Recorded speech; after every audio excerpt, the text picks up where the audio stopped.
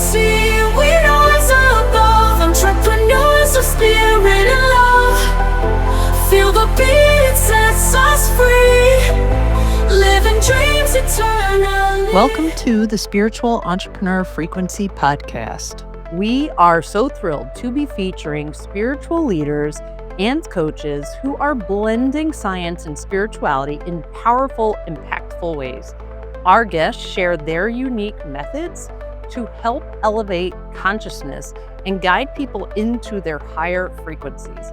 This podcast is going to help our listeners learn how to tune into those higher frequencies through practical and science-backed spiritual tools. It's all about expanding consciousness, elevating your energy, and stepping into alignment with the life that you want to create. Through conversations and techniques like my own 4D visualization, we're helping people feel and embody their future selves. So I am so excited that you are here and enjoy the Glow Goddess Frequency Podcast. Welcome to the Spiritual Entrepreneur Frequency Podcast. We are so excited to have Dr. Tonia join us today.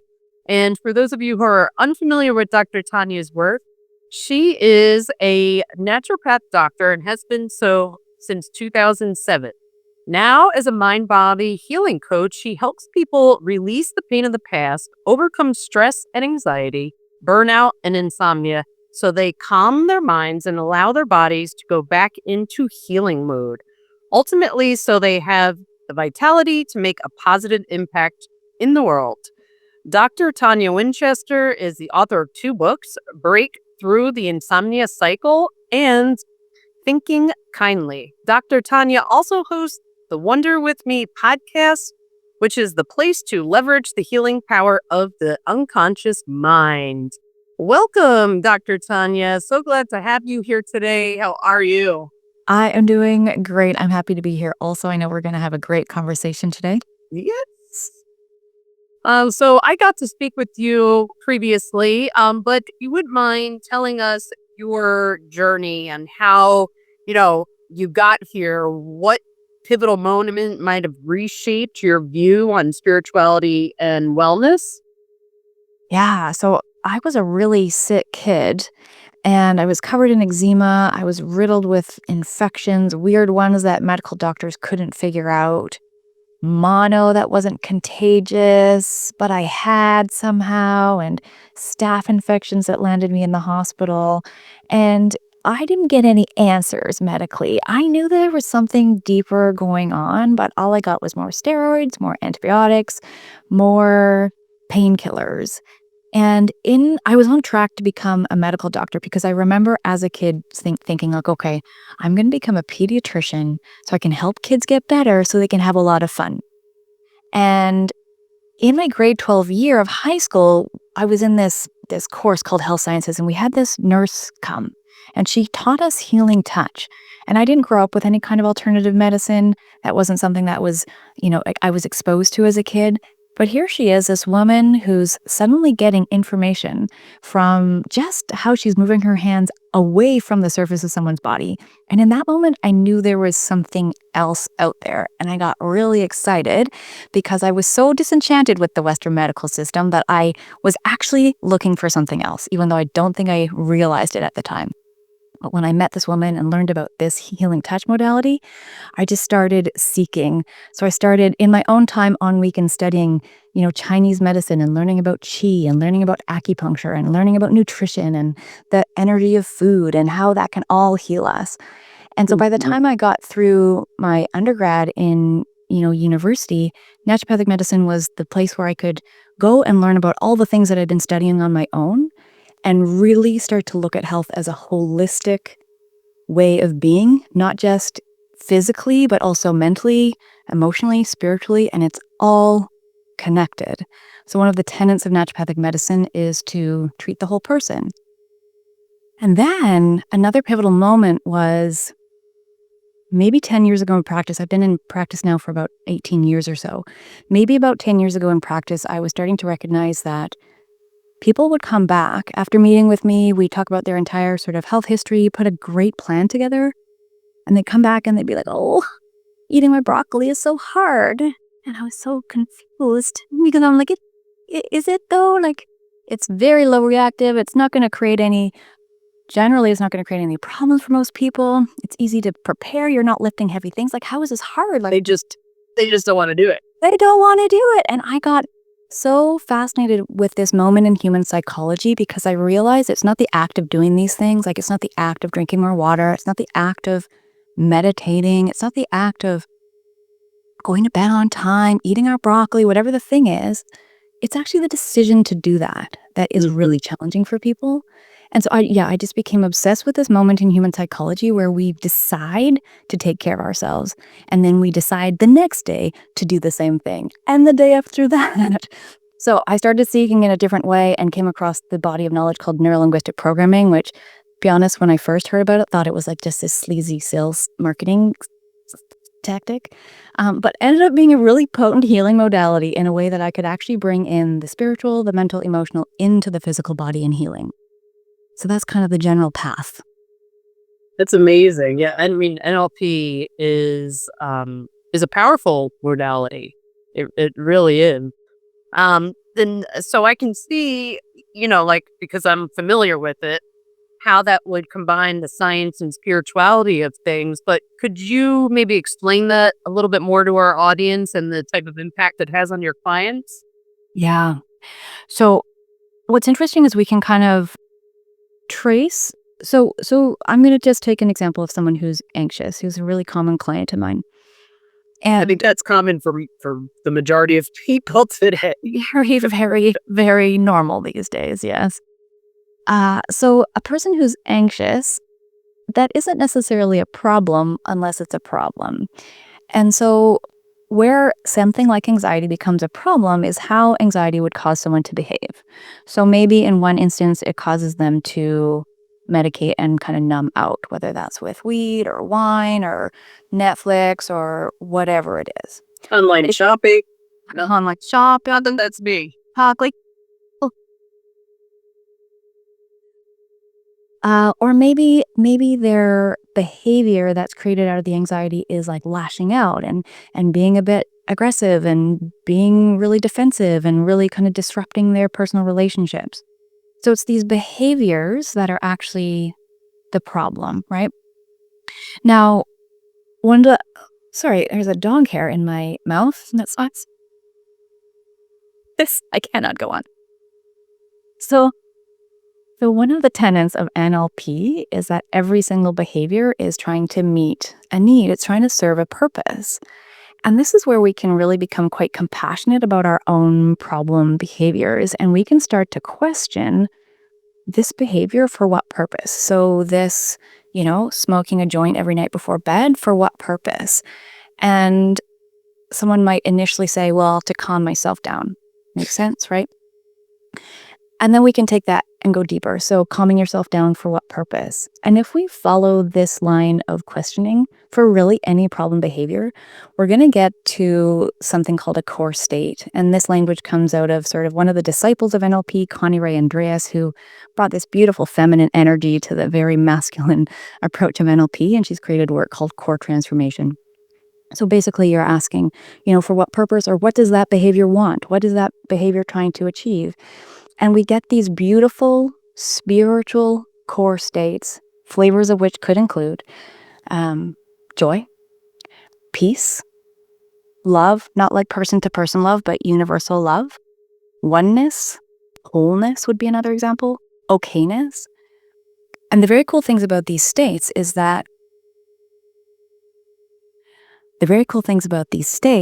are that they'd be appropriate for any situation.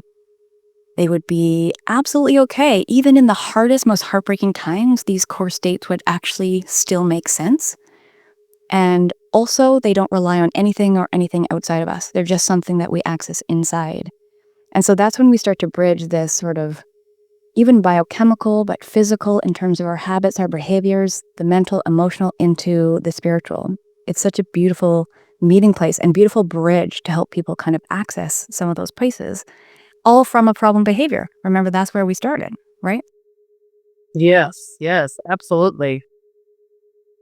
So how does one kind of get to that state? Like, is there a tool or practice that you could recommend, or something maybe that you could, questions that you could demonstrate or tell us to ask to kind of figure that out on our own? Yeah, it can be a really beautiful self-reflective journey. Connie Ray has a book called Core Transformation. I picked it up on Kindle for like a couple dollars, and she does talk you through the process. Okay. But essentially, the first question is, what problem do you want to change? So what thought, feeling, or behavior do you want to change?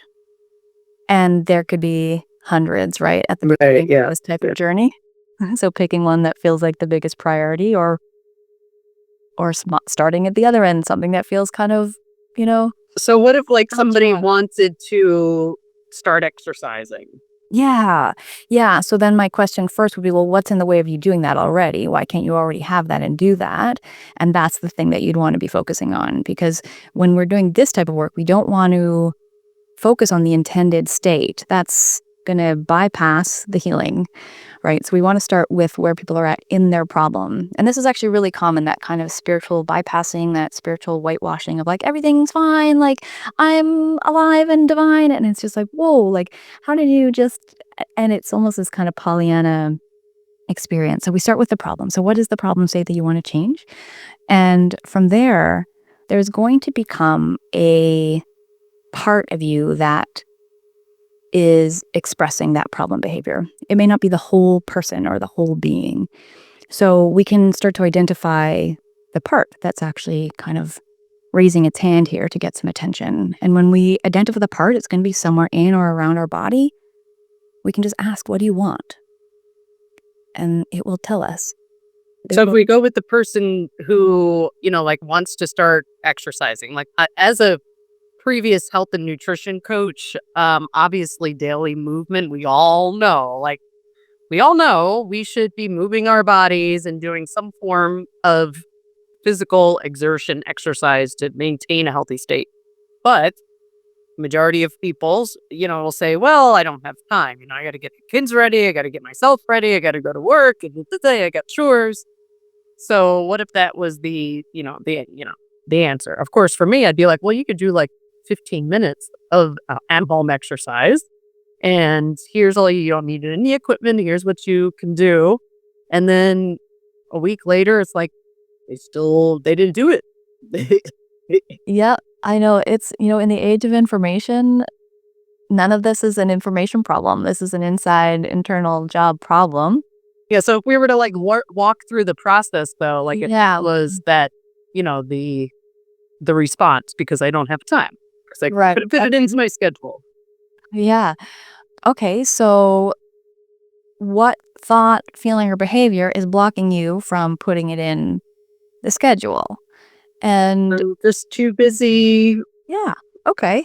So maybe that's a belief. Maybe there's sort of a pain point there that they believe they have to be busy to generate some sort of worth or value or, contribution to other people's lives.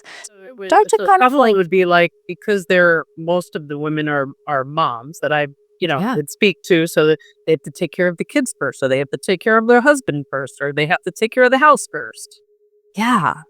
And I would challenge those kind of belief statements. Like, is that what has to happen first? Like, maybe you're going to be a better role model if you actually, do so we would find the place, like the sticky place where they really are kind of resistant to change. And that's the part that we would find as an example.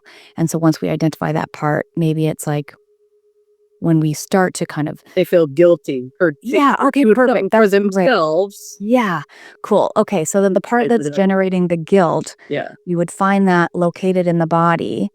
Thank it for being here, because we can actually trust it does have a positive intention for you. And then ask it. We're going to ask, what do you want? And then without fail, there's going to be some sort of response. Like maybe it's going to be recognition or something.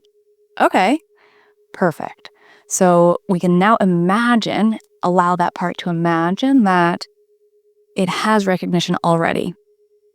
So we can play that imagination game. invite that part to experience that already. And then when you have that, when you have recognition, what do you want? And then maybe it's like love.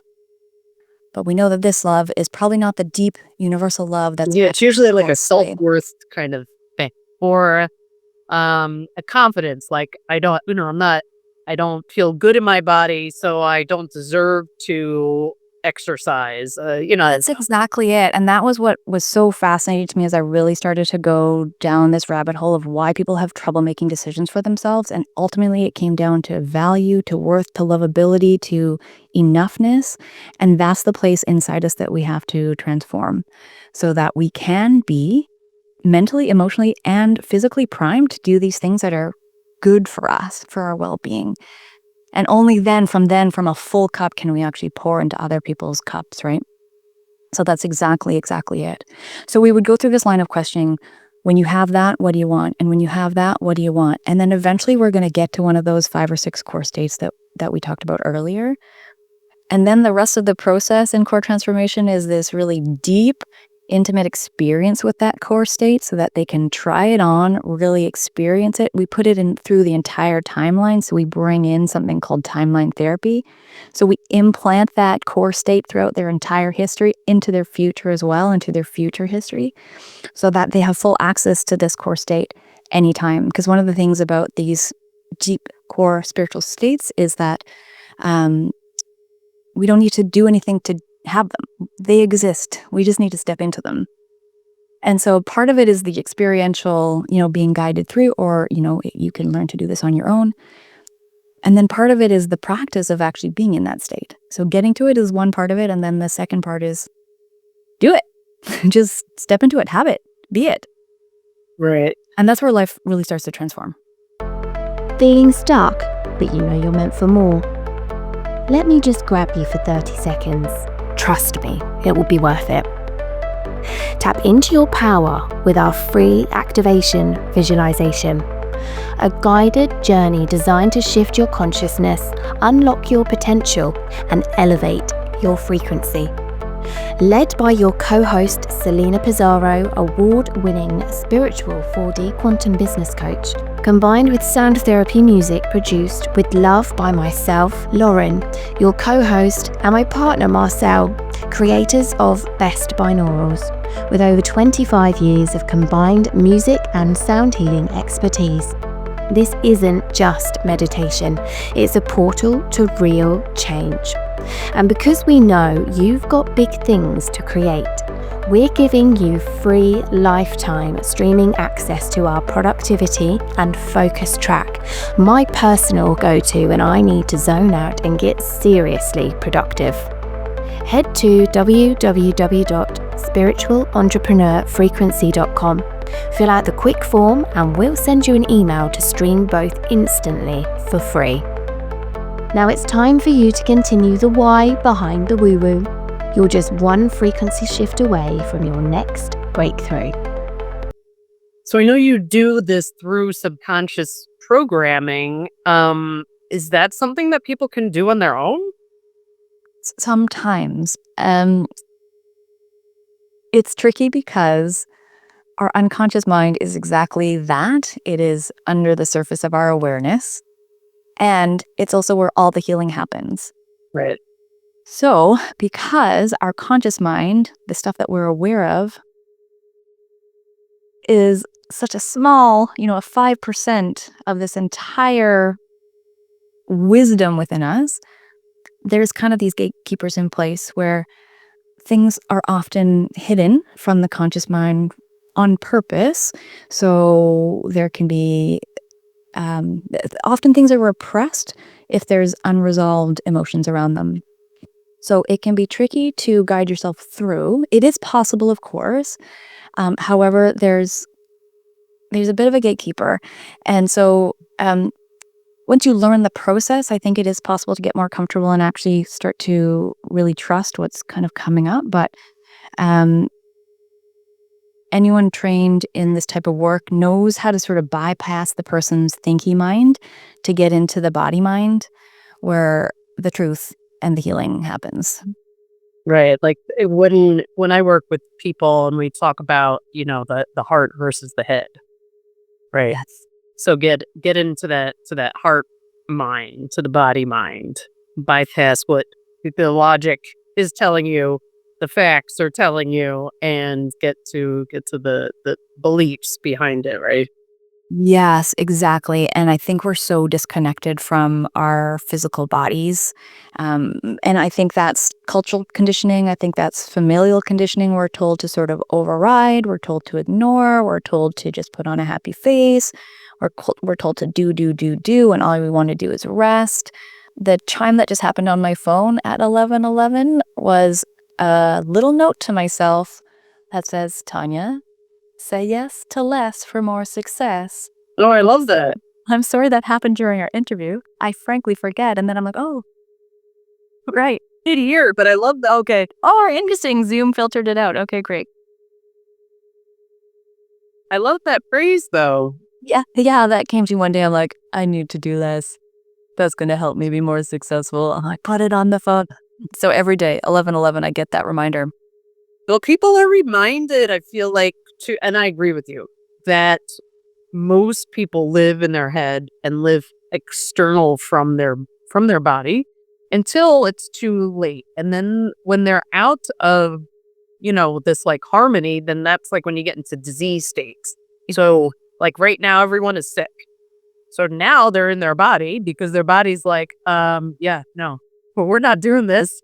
So like you're forced to listen to your body when that kind of thing happens. But of course, if you look at, traditional medicine, all of the over-the-counter stuff for, cold and all, it treats all the symptoms. So it masks all of that. Yes, exactly. Exactly. And so just like every behavior is trying to meet a need or serve some sort of intention, all symptoms are also trying to get our attention. Uh, a skin rash, a digestive upset, getting colds, and especially, you're right at holiday time and then everybody gets sick. Like these things are messages. Our body is really trying to communicate with us in the way that it knows how, which is through our physical experience. And that's that's something that we need to start to get in tune with, right? Even if we don't know logically, if there's any logic around it, I don't know. But even if we don't know like what it means, we can just start to get curious. And that's what something like core transformation offers us is, hey, there's something going on. Okay, well, what's the purpose of this? What do you want? We can start to have these dialogues with ourselves, even if we don't go through that full kind of core transformation experience. We can just start to commune. Right. Yeah. So powerful. Now, I mean, I feel like if everyone would just take 5 minutes a day to just be in their bodies, and there's a short practice using breath work that I do with people, and it's basically just breathing into your body to get grounded, like literally to be grounded into your body and pay attention. yeah. But again, when we go back to those beliefs, it's like, I don't have time. It's this or that. Yeah. Or people are afraid to do it because they're worried what they might discover or something. That's really, I think most people, like I personally grew up in the Roman Catholic, household, family, what have you. Doing those types of things is just, it's kind of looked down upon. It's just not something that, you do. If you're being quiet and closing your eyes, then you should be praying to, or like, going outside of the body somewhere else. Yeah. Yeah. And I think in our modern society and world, we need to make these things easy and accessible. And I remember when I first kind of really started to pursue personal development in my own life, I was working with this coach who said, okay, here's your homework. You're going to breathe for 1 minute in the morning. Mm-hmm. And then she said, you're going to journal for 1 page in the morning. And then you're going to spend 1 minute doing something active, jumping jacks or burpees or something.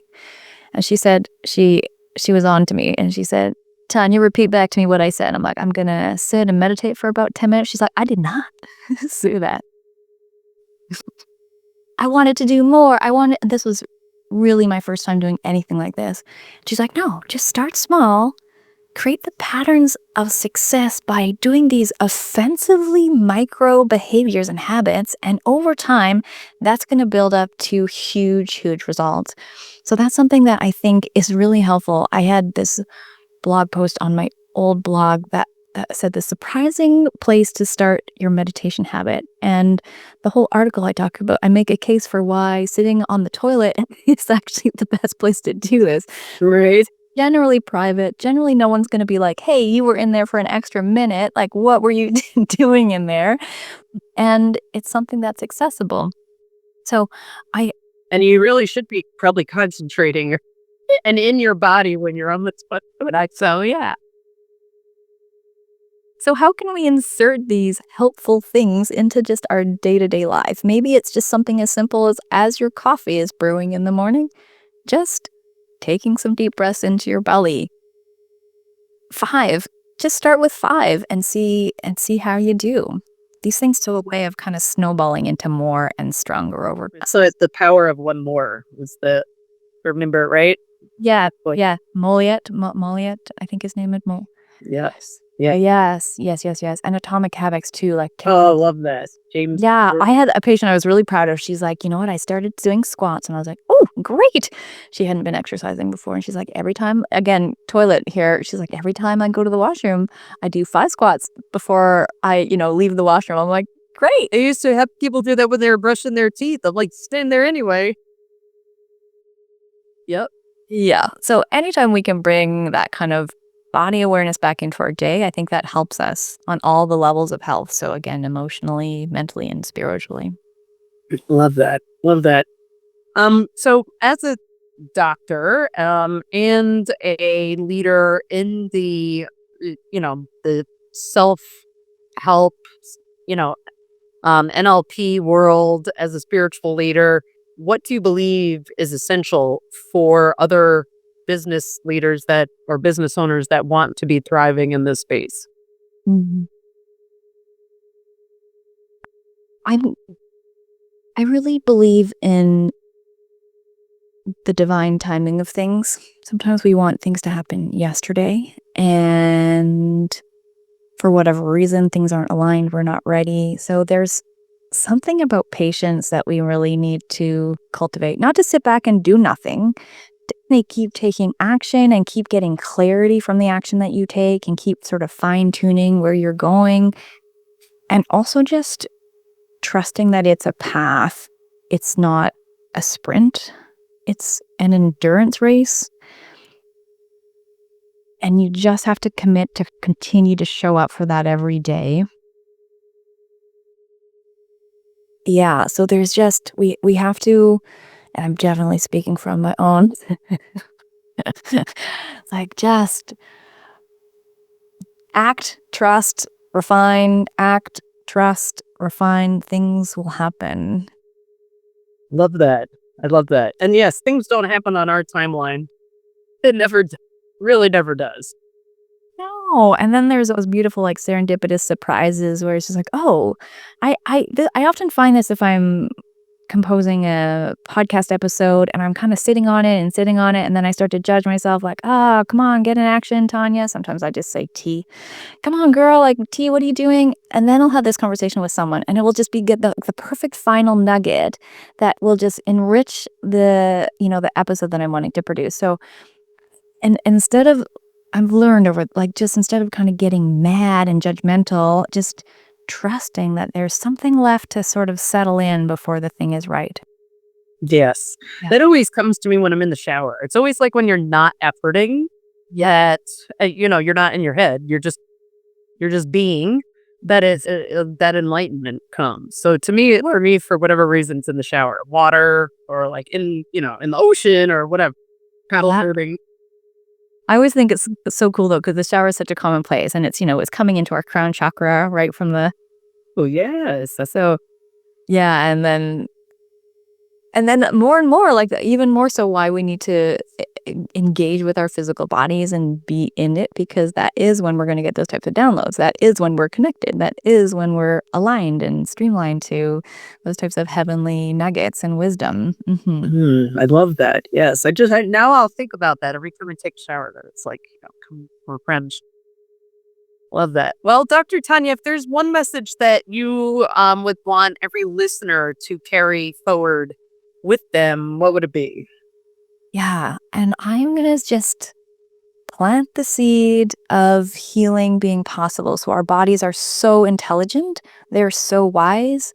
They know how to heal. They're designed to heal. Every organism in nature can heal itself. So your body knows how to heal. It can heal. It wants to.